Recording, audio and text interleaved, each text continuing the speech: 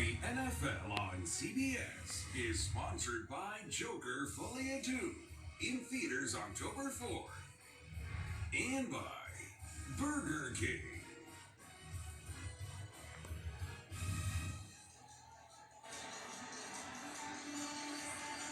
Back here for the final 2 minutes at SoFi. Justin Herbert could only watch. Boy, did they have an opportunity at the start of this game. 2 quick takeaways, a 10-0 lead. Never scored again.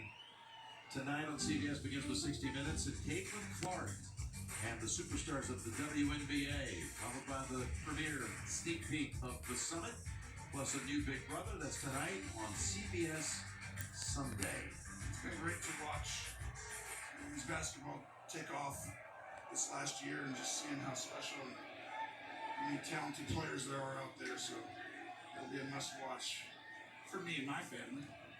So all now the bye week coming up, the Chargers. They tried to do it today with a completely retooled, reworked offensive line. These teams will meet again December the 8th in Kansas City. But remember, we warned you that when Patrick Mahomes is down precisely 10 points, we didn't happen to mention this to Coach Harbaugh. It's right at 10.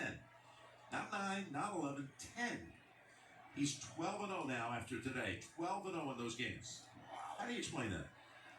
Well, I think the biggest thing is you should go for 2 when you score the first touchdown. Just make sure that doesn't happen. Just to make sure. Even if you got 6, you're in a better position. Sounds like it. On the way, 30 seconds to just run off to a 10th consecutive win. 9 of them in one-score games. And Kelsey is back. Yes, all the hot takes. You got to find someone else to troll this week. Yeah, he's not going away anytime soon because you want to leave him one-on-one. Good friends here. The wives are very close, Tammy and Sarah.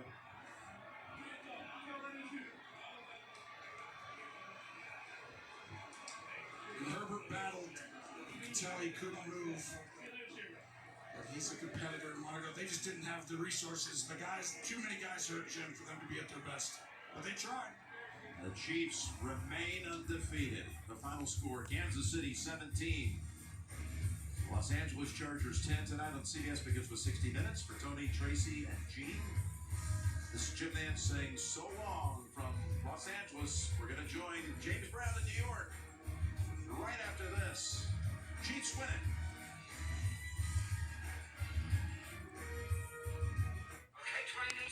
Geico. Time now to get more with Geico. Here's the Geico play of the day. And Charlotte, the Bengals, Joe Burrow finds Jamar Chase for the 63-yard score. Chase would break multiple tackles and outrun the Panthers' Josie Jewell for the score. It was the 8th time Burrow and Chase have hooked up for a touchdown, more than 60 yards in their careers. Celebrate. For savings and service, get more with Geico. And we'd like to welcome those of you who are watching the game between the Chiefs and the Chargers. Kansas City, the team we were just talking about, comes away with a 17-10 win over the Chargers. Back here with the full house in Studio 43. And no matter what the game looks like, even the war of attrition, somehow Kansas City looks to get it done. And Andy Reid, I mean, he doesn't panic. He's got great poise. I always thought the definition of poise is being comfortable in uncomfortable situations. And to lose Rashee Rice, all you have Pacheco going, to be down against this football team when the game was on the line. His general, Patrick Mahomes, makes plays, keeps drives alive, and is very comfortable calling pass plays on 3rd down, even though maybe running the ball would have used up more of the clock. Yeah, and I think another coach who's comfortable in those uncomfortable situations is Steve Spagnuolo, pressuring at the end to throw Justin Herbert out of rhythm. Yeah. The guts to be able to do that in a ball game where you're up, but knowing if you get home, you're going to get out of here with the win. I think Steve Spagnuolo stays aggressive regardless of the circumstances. And I believe one thing that separates the good coaches from the great ones is not just preparing your starters, but preparing the backups. You mentioned Pacheco being down.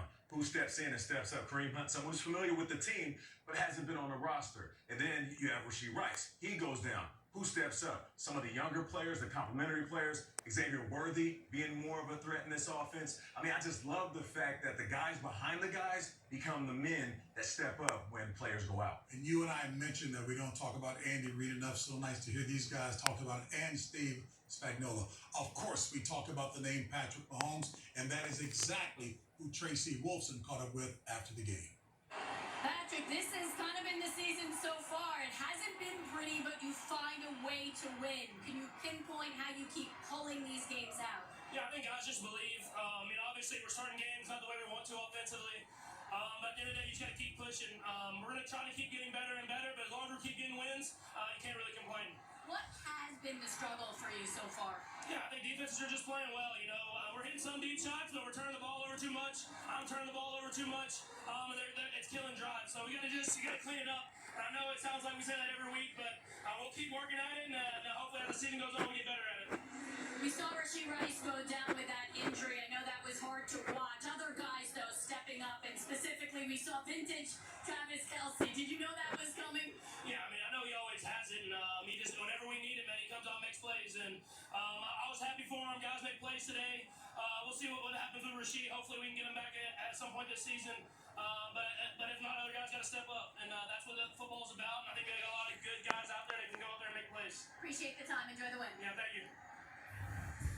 I think you gotta love the way Patrick Mahomes handles those post-game interviews, talking about trying to get better. And one of the areas they talked about was trying to get that connection between Kelce and him going.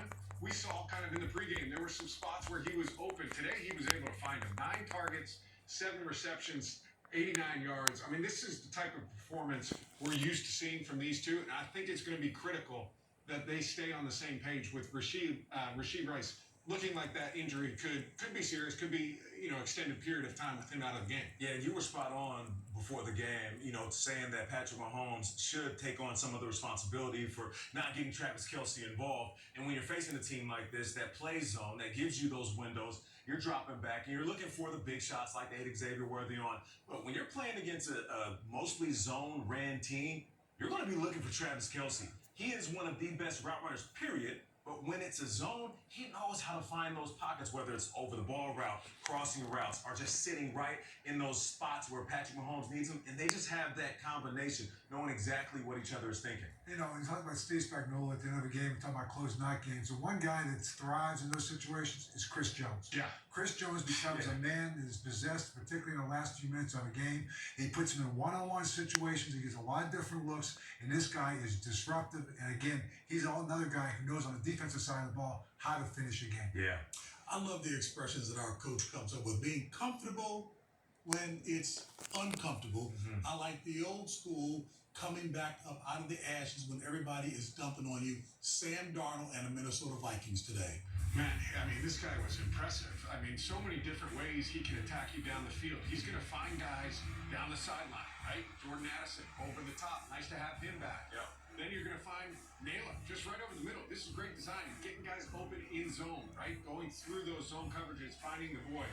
And the recognition to go down the field again. And look at this impact. You got to go upstairs and get that ball. Jordan Addison, great catch. But one-on-one with Justin Jefferson, to me, shouldn't be legal. You're going to win that all too often. Sam Darnold knows it. I like this game for Sam Darnold because there was some adversity in that second half, right? Big comeback from Green Bay, getting back into that ball game. But they put together a field goal drive late that ultimately was enough. I think that's beneficial for Sam Darnold moving forward. I believe this is the best story in football right now. Sam Darnold, for what he has been through, dealing with the highs and lows of what an NFL quarterback typically deals with. He's also the leading vote getter when it comes to the MVP race. And then on top of that, they have won every different way. First week, big win. Next week, week 2, they struggle a little bit, but pull it out. And then last week, big time win over Houston. And then they come back now and they scored 28 points in the first half. I think it was 3 in the second half, but still close it out. I love the fact that this team knows how to get a victory no matter how you have to go get it. They do. And we've been talking about Brian Flores and the defense. We're talking about Sam Darnold and that group of weapons he has on the outside. Aaron Jones running. The guys that don't get enough credit is that offensive line. Yeah. Because Sam Darnold has had time. He can get into the pocket. He can step up in the pocket. We talk about all the time. You always want to kind of drift. Sam Darnold's not afraid to step up into the pocket, climb the pocket as you talk about it, because he's got trust in that offensive line that can do run blocking, that can pass block. And this is a very complete game. Well, you mentioned it too. The run blocking from that offensive line. They're over 100 yards again for an offense. To me, this is a balanced attack when it comes at you. You got to pick your poison. And let me take you inside the mindset of a wide receiver. If I look back at my quarterback and he's taking a shot to the chin, I'm going to climb the ladder every time he throws the ball. And I'll never get alligator arms. One last thing. My man, you sported it very well today. Good. Hey, you must heard those people online. Get it? Mustard? See what I did there? We'll see you next week. CBS Sports thanks you for watching this presentation of the National Football League. Oh, there goes Lion.